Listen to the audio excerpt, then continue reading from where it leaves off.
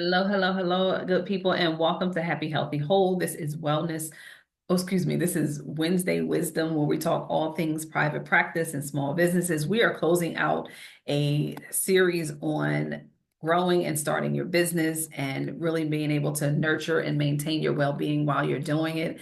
And what better way to close it out than to prioritize your well-being and looking at how are you taking care of yourself. This is not going to be long because I've done this probably every week that we've talked, but I really do want us to know that as the final part, it is still like a very important part to focus on who we will want to become in our practice early on.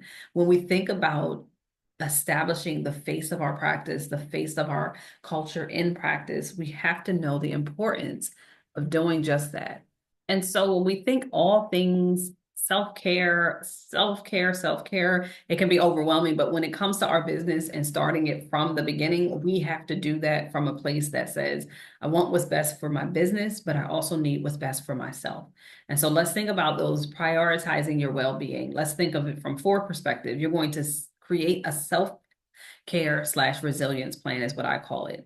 This is about creating intentional things for you in your own business plan: regular therapy, movement, rest, creative outlets. These aren't just luxuries, they're necessity when you do this type of work. And so what I have done in my own life is created these things as even part of my business plan, which is, where do I establish those areas for myself that I need support? I need to make sure that I have peer support. I need to make sure that I have my own therapist. I need to make sure that I'm going to my dance classes. I need to make sure these are the things that I'm establishing up front before I'm even starting my practice and getting out there on my own, because I know the importance of a good plan can create a good opportunity for success. And so just same way where I'm doing a business plan that I talked about the 1 week around our legal and our financial and our insurance and our licenses, I'm going to do the same thing about resilience and starting my own practices that take care of me while I'm growing my business. I'm going to avoid compassion fatigue. That's going to be my second one. Be mindful of signs like exhaustion, irritability, or detachment from your work. When we are able to see these things and have a noticing of these things, then we can use that same plan that I just talked about to create opportunities to accelerate ourselves back to loving what we do. When you are able to notice the triggers, the signs, the symptoms, then you take the opportunity to step back and recalibrate in a way that says, how do I get back to my whole self? What on this plan am I not doing consistently? What on this plan do I need to do more of? Do I need to eat better? Do I need to move more? Do I need to go back to therapy? What do I need to do as the therapist to take care of myself when it comes to this compassion fatigue that naturally is part of our work? Having that prepared is going to help you be your best self. The next thing we're going to think about is our work-life balance, setting clear boundaries between your work and your personal life.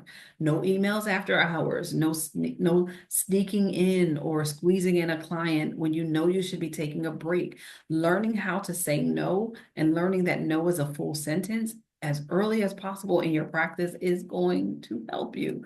And then last but definitely not least, celebrate your wins. Winning is about, or success to me is more than just the big wins. It's the little wins. It's the breaks, the gratitude. It's the moments to sit back and say that client success mattered.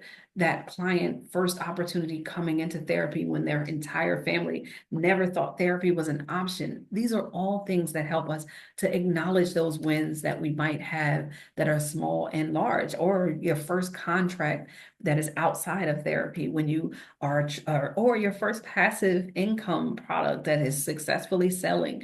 Whatever that is, celebrating the wins can help you to, or sticking to your schedule for the week. How about that? Or having all of your clients show when it usually is about 80 to 90% that only shows. Whatever the case is, celebrating those wins are going to help you to maintain your mental and emotional health when it comes to your practice, because it allows you to see this is a full opportunity to success, not just moments of success. Prioritizing your well-being is always going to be important no matter what you're doing, whether it's work or life. When it comes down to that, Setting a clear self-care plan or resilience plan is always helpful. Avoiding compassion fatigue by understanding and identifying the signs for yourself. Having that work-life balance up front. So set the boundaries, say no, stop work after hours, and then celebrate your wins. These are all going to be ways to help you be your best self as you really try to be successful in the foundation of growing your private practice. Y'all have gotten some good stuff in these last 4 weeks. Like I said, I am off for the month of January. So if you've had any comments or any questions that you've asked, please know that I am coming back February live or checking those comments. So please put them in. I'm cheering for you on your steps every single step of the way.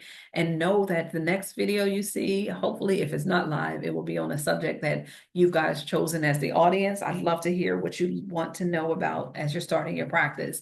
That being said, if you haven't already, check out the video that I have below or the workshop I have below around 5 mistakes that most people make when starting a private practice. You take good care of yourselves, and I will see you on the other side.